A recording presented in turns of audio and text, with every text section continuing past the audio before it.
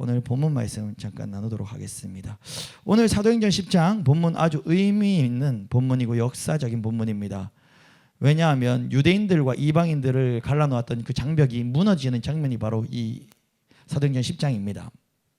오늘 본문에 등장하는 고넬료가 누구인지 한번 알아보기 원합니다.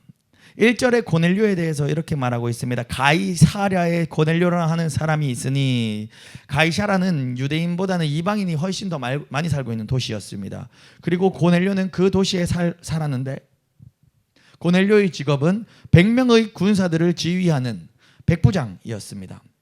하나님께서는 고넬료를 이렇게 평가하고 계십니다. 고넬료는 경건하여 온 지방과 더불어 하나님을 경외하였더라.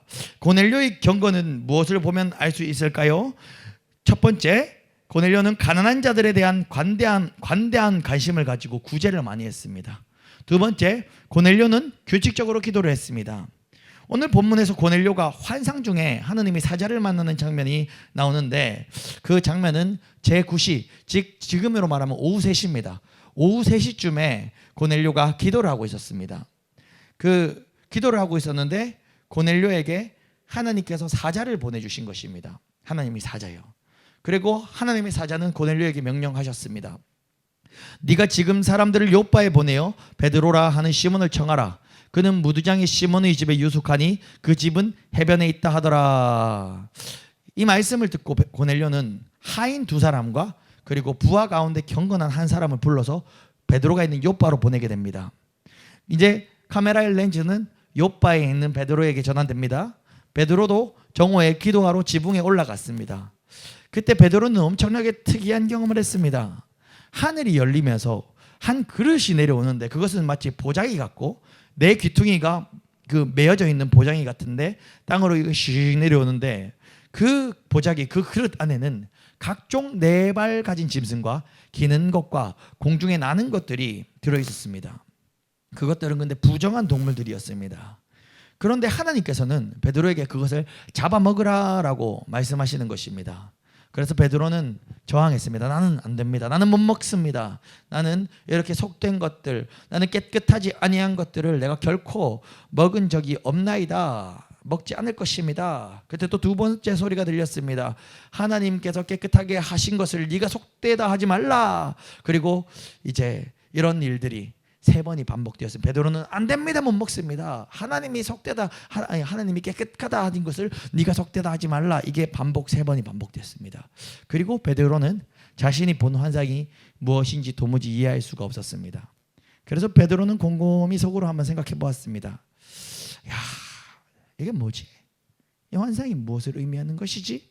하고 있는데 그때 고넬료가 보낸 사람들이 베드로가 거하고 있는 그 시몬의 집을 찾아온 것입니다. 그때 베드로가 환상에 대해서 다시 생각할 때 성령께서 베드로에게 딱 말씀해 주셨습니다. 일어나 내려가 의심하지 말고 함께 가라. 내가 그들을 보내었느니라. 고넬료가 보낸 게 아니라 내가 보냈다라고 성령께서 말씀하시는 것입니다. 그리고 베드로는 그들을 만나러 내려가서 너희가 무슨 일로 왔느냐라고 물었습니다. 그때 그들이 이렇게 대답하죠. 백부장 고넬료는 의인이요 하나님을 경외하는 사람이라. 유대 온 족속이 칭찬하더니 그가 거룩한 천사의 지시를 받아 당신을 그 집으로 청하여 말을 들으려 하느니라 라고 그 종들은 전했습니다. 결국 베드로는 그들의 얘기를 듣고 그들을 먼저는 베드로가 묵는 집으로 받아들였습니다. 그래서 하룻밤 자고 이튿날 베드로는 그들과 함께 고넬료의 집에 가서 복음을 전하게 됩니다. 오늘 이것이 바로 오늘 읽었던 본문입니다. 그래서 오늘 이 설교는 사실 이제 제일 핵심은 이 베드로가 본 이 환상에 대해서 좀 집중하는 게 이제 문맥상은 더 옳은데, 저는 그것을 일부러 다음 주에 전할 겁니다. 다음 주 금요 기도회 때 이 사도행전이 뒤이어 전하면서 내가 속되다 한 것을 네가 내가 깨끗하다 한 것을 네가 부정하다 하지 말라라는 부분을 좀 포인트를 두고 전할 겁니다. 그러면 오늘은 제가 무엇을 좀 나누려 하냐면 고넬료에게 좀 집중해 보려 해요. 예.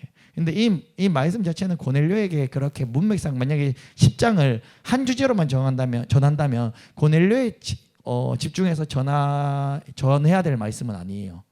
또 성령에 대해 집중해서 전해야 되는데, 오늘 우리가 그냥 말씀을 좀 반쯤 잘라서 제가 오늘은 고넬료만 좀 집중해서 한번 다뤄보려고 합니다.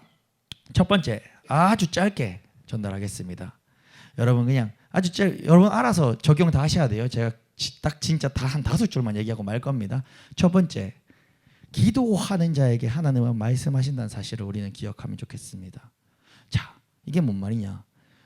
고넬료도 하나님의 환상을 언제 봤습니까? 하나님의 음성을 언제 들었습니까? 기도하는 중에. 그렇게 예수님도 모르고 이방인이었지만 매일 정한 시간에 기도하고 또 굳이 힘썼던 이 고넬료도 기도하는 중에 하나님의 환상을 보았습니다. 베드로도 언제 보았습니까?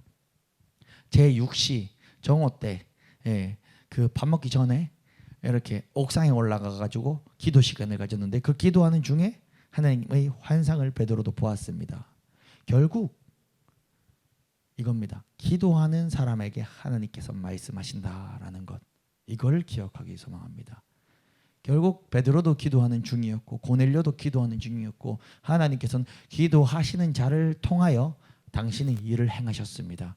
결국 이걸 우리 인생에 적용한다면 아무리 하나님 우리에게 말씀하고 싶어도, 아무리 하나님께서 지금 반석이에게 말씀하고 싶어도 이 반석이가 하나님의 말씀을 듣기를 원하지 아니하고 하나님을 사모하지 아니하고 반석이가 기도하지 아니하면 하나님은 할 말이 꽉 있으시지만 이렇게 말씀해 주실 수 없다는 것이에요. 그래서 우리가 이 말씀, 이 부분을 기억하면서 우리가 기도하는 자가 하나님의 음성을 들을 수 있다라는 것을 다시 한번 새기길 바랍니다. 물론 하나님의 음성은 다양한 방법으로 듣습니다. 누군가의 말소리를 통해서도 들려주시고, 개 짖는 소리를 통해서도 갑자기 성령의 깨달음이 나서 맞아, 이 길로 가야 되겠어 하고 깨달을 수 있고, 그리고 성경을 읽다가도 깨달을 수가 있죠. 근데 하나님의 말씀을 들으려면 그 전제는 기도하는 사람에게 하나님께서 말씀하신다는 것입니다. 그냥 박학다식해서 그냥 말씀을 글로 읽으면 아무리 읽어도 하나님의 음성을 들을 수가 없어요. 그러니까 기도하는 중에 고넬료도 하나님의 음성을 들었고 베드로도 기도하는 중에 하나님의 음성을 들었다라는 것, 이것이 바로 우리가 기억하고 돌아갈 바로 첫 번째입니다. 그래서 저는 소원합니다. 오늘 이 금요기도의 시간, 이 기도하는 가운데 하나님께서 우리에게 말씀하시는 그 음성 듣기를 간절히 소망합니다. 두 번째, 은사에 대해서 한번 조금 나누도록 하겠습니다. 이것도 굉장히 짧습니다. 사실 첫 번째, 두 번째가 아니에요. 오늘은 원포인트 설교예요. 오늘 말하는 건 하나밖에 없는데 방금 첫 번째랑 이 두 번째는요, 사실 제가 당구장 표시로 그냥 흐르는 가운데 이거는 그냥 한번 체크해드리고 넘어가자, 그래서 첫 번째, 두 번째라고 하는 거예요. 그리고 결국 그냥 오늘 원포인트 설교인데 세 번째만 핵심이에요. 두 번째는 뭐냐면 우리 신앙생활 할 때 여러분 적용하시라고 제가 전해드리는 것입니다. 은사에 대해서 좀 말씀을 드리려고 하는데요. 환상 보시고 또 꿈, 그냥 개꿈 말고 꿈을 꾸시고 이런 경우도 아마 신앙생활 하시다 보면 많이 있으실 것입니다. 나중에 한번 제가 은사에 대해서 정말 이렇게 녹화 끄고 더 아주 섬세하게 다뤄드릴게요. 진동 쓰러지는 거 이런 거에 대해서 다 한번 나눌게요. 녹화 끄고, 그거는 녹화 켜놓고 하면은 또 이게 자칫 잘못하면 이게 또 또 누가 시비 건 사람 생길 수 있어가지고. 근데 제가 오늘은 그런 은사가 아니라 고넬료도 환상을 보았고 베드로도 환상을 보았습니다. 맞죠? 근데 베드로가 누굽니까? 이 세상에서 베드로만큼 예수님 옆에 딱 달라붙어 가지고 예수님의 수제자, 제자 12사도 중에서도 수제자가 누가 있겠습니까? 근데 여기서 어떤 부분을 우리가 참 재밌냐 하면 베드로도 그 환상을 보고 무슨 뜻인지 몰랐다는 거예요. 17절이죠. 베드로가 본 환상이 무슨 뜻인지 속으로 의아해하더니, 베드로가 그 환상을 보긴 봤는데 해석이 안 되는 겁니다. 이게. 사실 고넬료도 하나님께서 그 환상 가운데 이렇게 베드로를 청해라 이렇게 얘기 듣긴 들었는데, 그래서 순종해서 청하긴 했는데 무슨 일을 하시려고 그걸 시키시나라고 다 이해할 수 있었겠습니까? 아닙니다. 근데 우리가 바로 환상과 그 예언에 대해서 조금 한번 다시 생각해 볼 것은요, 뭐냐면요, 우리 인간은 알고 싶어 죽겠다는 거예요. 내가 뭔 꿈을 꾸면, 내가 뭔 환상을 보면 이거 당장에 알아야 되겠다는 거예요. 그 사실 저도 그렇거든요. 제가 그래요. 그러면 일단 너무 선명한 이거는 개꿈이 아닌데 확실히 하면 제일 좋은 쉬운 방법이 뭡니까? 은사 있는 목사님한테 물어보는 거예요. 제가 그랬거든요.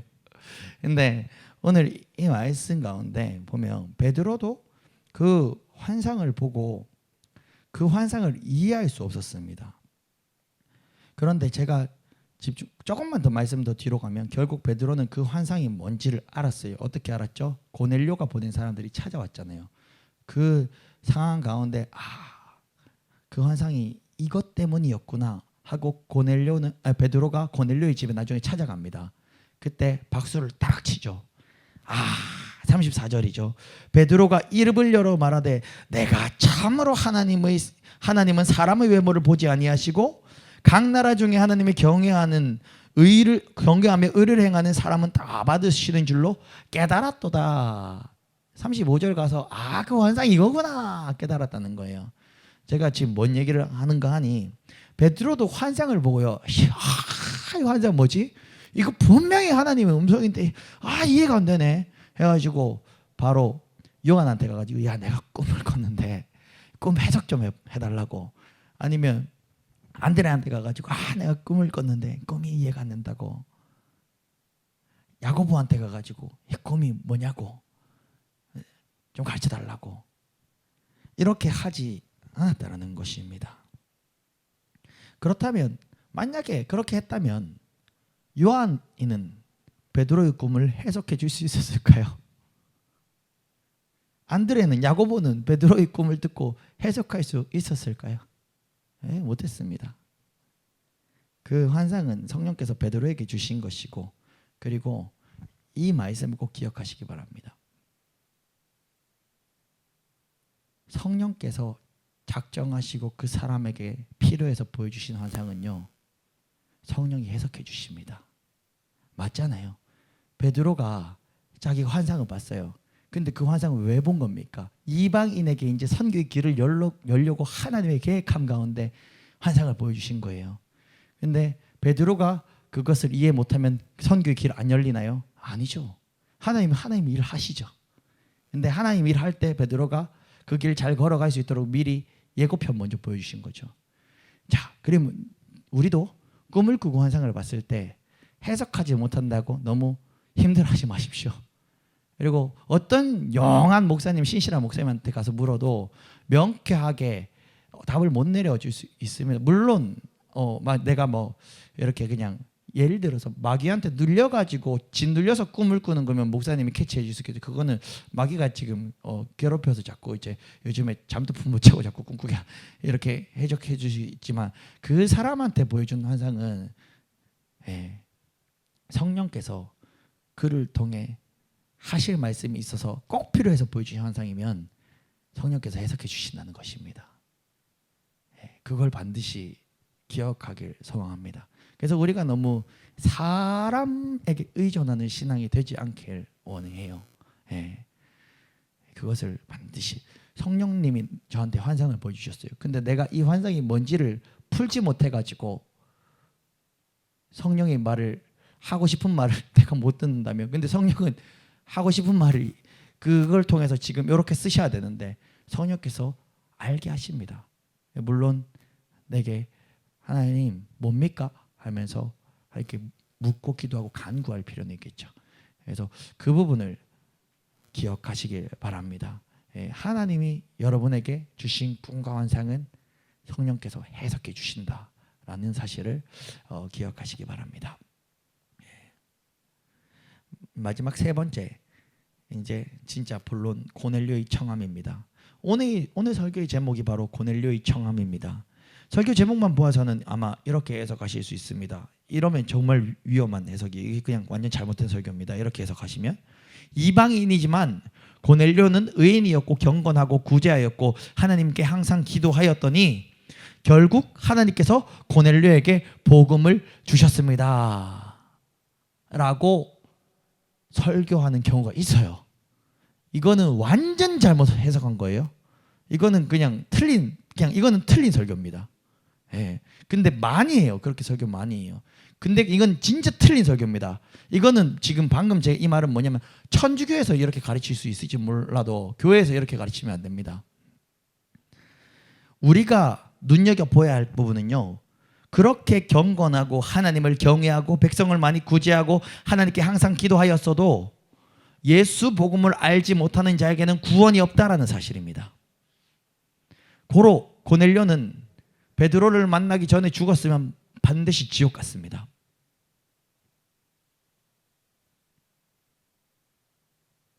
만약 경건하고 하나님을 경외하고 구제하고 기도를 많이 하는 사람에게 그 노력으로 구원이 주어진다면 주의 성령이 왜 굳이 고넬료에게 베드로를 보내주셨겠습니까? 아니, 그럴 필요가 없었죠. 궁극적으로 고넬료와 그 가족에게 임한 그 구원의 역사는요, 하나님의 일정표에 예정된 전적인 하나님의 은혜라는 사실을 우리는 기억해야 됩니다. 이 부분은 반드시 기억해야 됩니다. 그렇게 고넬료에게 환상 중에 밝히 보이셔서 하나님의 사자를 보게 해주신 것입니다. 은혜로. 고넬료가 기도 많이 해서, 고넬료가 구제 많이 해서가 아니라 전적인 은혜로.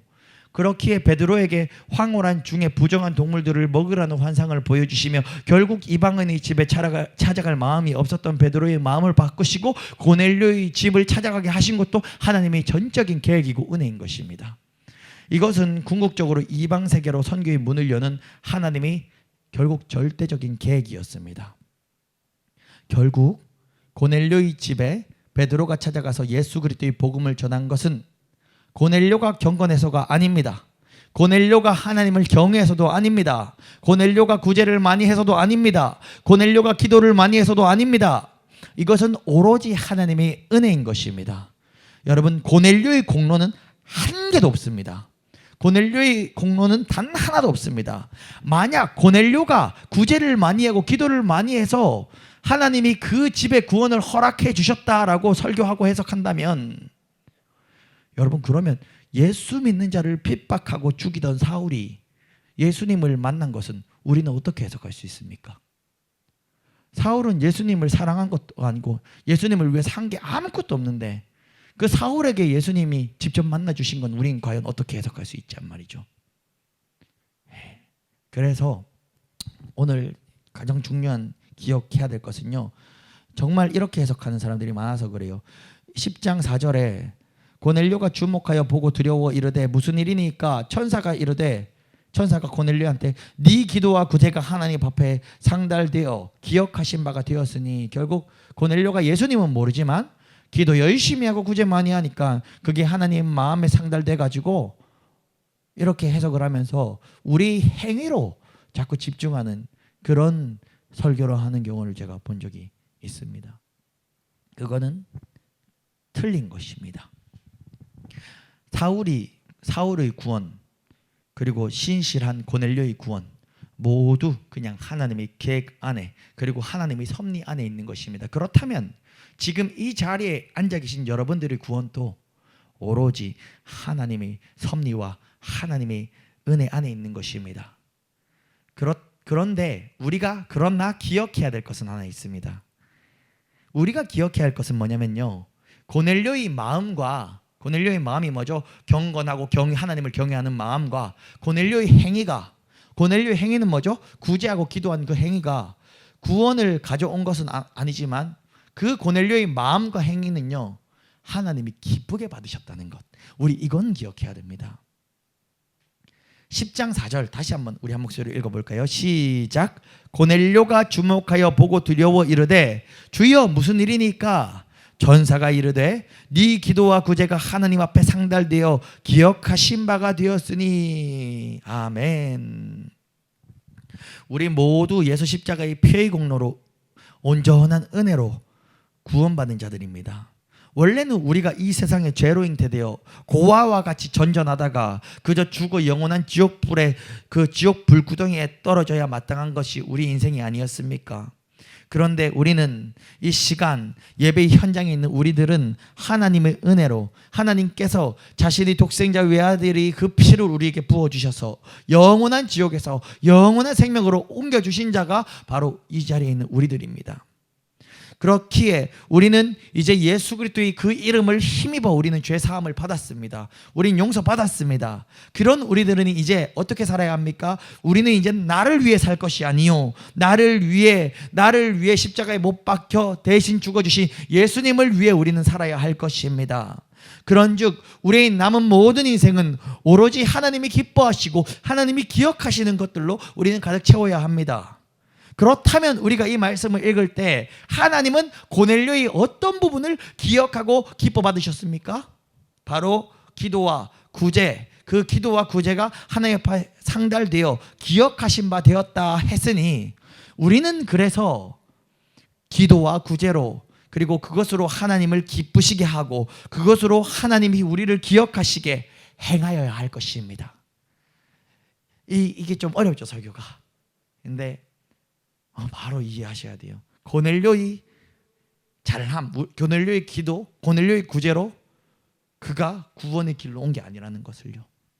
그것은 그저 하나님이 이제 이방 선교를 여시는 하나님의 계획 안에 일어난 일이고, 우리가 그러면 이 말씀을 보고 적응해야 될 거는 이미 구원받은 우리가 하나님이 그래도 고넬료의 기도와 구제를 기뻐 받으셨으니 우리도 그 기도와 구제로 하나님이 기쁘시게 해드려야 되겠다. 이렇게 말씀이 적용돼야 되는 것입니다.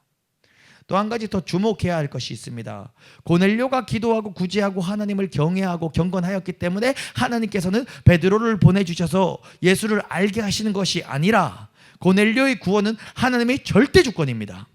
그러나 세상에 수많은 이방인들이 있었을 텐데 분명히 그 하나님이 이제 이방 선교를 여시려 할 때 수많은 이방 고넬료 배 마넬료도 있었고 인멜료도 있었고 이게 많은 사람이 있었다는 것입니다. 그런데 왜 하나님은 고넬료에게 그 고넬료의 집에 베드로를 보내주셨는가? 그것은 그 수많은 이방인들 중에서도 고넬료가 하나님을 사랑했고 알기 원했고 또 하나님께 간청했고 하나님께 구했기 때문이라는 것을 우리는 또 기억할 필요가 있습니다. 우리는 하나님의 절대 주권으로 창세전에 택정함을 받은 사람들입니다. 그렇다면 내 가정, 내 남편, 내 아내, 내 자녀, 내 형제자매의 신앙생활을 우리는 어떻게 바라봐야 할까요? 어차피 하나님께서 작정하셨으면 내 가족은 내 제일 친한 저 친구는 어차피 하나님이 작정하셨으면 결국 죽기 전에 영접할 테니까, 만약 하나님이 안 택하셨으면 끝까지 영접하시지 않을 것이기 때문에 그냥 그대로 두면 되는 것입니까? 아닙니다. 우리는 때로 하나님의 이 절대 주권과 그리고 섭리라는 단어 아래 우리 직무를 유기하는 경우들이 참 많이 있는 것 같습니다. 오늘 고넬료의 간청함이 하나님께 상달된 것처럼 우리는 이 말씀을 보았을 때 그리하여 성령이 고넬료의 온 집안에 부어주신 것처럼 고넬료뿐만이 아니라 고넬료로 인해서 나중에 다음 주에 나눌 수 있을 텐데 고넬료의 온 집안과 그 고넬료에 친했던 사람이 그 집에 다 모여 있었는데 그 자리에 베드로가 설교를 할 때 성령의 불이 마치 오순절 마가다락방에 임한 것처럼 뜨겁게 떨어져 가지고요, 그 있는 모든 사람이요 방언을 다 터져버리고 하나님 막 찬양하기 시작했대요. 그래서 그 다음에 어떤 일이 일어났냐고요? 예루살렘에 있는 사도들이 그 얘기를 듣고 깜짝 놀라는 거예요. 그러면서 베드로를 불러가지고 야 네가 어떻게 자식아 우리가 이방인들과 하고 교제하면 안 되는데 네가 어떻게 이방인들하고 교제하냐고 호되게 막 혼내는데 베드로가 거기서 있었던 일을 딱 얘기해 주니까 이야 이건 하나님이 하신 일이지, 이제 하나님께서 이방인들에게도 구원의 문을 여셨구나라는 얘기를 하는데 그 역사가 바로 고넬료의 집안에서 나타나는 거예요. 고넬료 이 한 사람 덕분에, 고넬료 이 한 사람 때문에 아내, 자녀들, 고넬료의 형, 누나, 동생, 일가 친척들, 사촌들, 주변 옆집 사는 철수, 오만 사람 다 고넬료 이 한 사람 덕분에 성령의 불이 떨어진 것입니다. 고로 저는 오늘 이 말씀의 제목 이거 하나만 기억하고 가시면 좋겠습니다. 오늘 제목이 뭐냐면 고넬료의 청함입니다. 고넬료의 청함 아니면 고넬료의 간청이라고 할까 했는데 핵심은 고넬료는 간절히 구했다라는 것입니다. 그래서 수많은 이방인들이 있었지만 고넬료의 집이 바로 이방 선교의 1번 가정, 1번 집안이 되었던 것입니다. 오늘 이 밤에 고넬료의 간청함이 하나님께 상달된 것처럼 그리하여 그 성령을 온 집안에 부어주신 것처럼 우리도 하나님 앞에 간청해야 합니다. 구해야만 하는 것입니다. 오늘 이 시간 나에게 그리고 우리 집안에 성령의 충만함을 부어주시길 간청하는 마음 되길 소망합니다. 고넬료는 예수 그리스도를 알지 못했고 보혜사 성령을 알지도 못했는데도 불구하고 하나님을 사랑하고 하나님께 기도하고 구제할 때 하나님이 그를 기억하셨습니다. 그렇다면 오늘 여기에 모인 저와 여러분들은 어떠한 사람들입니까? 우리는 예수께서 부활승천하시고 보혜사 성령을 부어주시겠다는 약속을 들은 자들 아닙니까? 우리는 예수도 알고 보혜사 성령도 알고 삼위일체 하나님도 아는 자들 아닙니까? 우리는 고넬료보다 훨씬 더 진리를 환히 본 자들이 아닙니까? 그러한 우리들이 하나님 아버지께 성령을 구한다면 그 성령의 세례를 구한다면 우리가 악할지라도 좋은 것을 자식에게 줄 알거든 하물며 너희 하늘 아버지께서 구하시는 자에게 성령을 주시지 않겠느냐 말씀하신 그 주님의 약속이 오늘 이 밤에 우리에게 응하여지지 않겠습니까?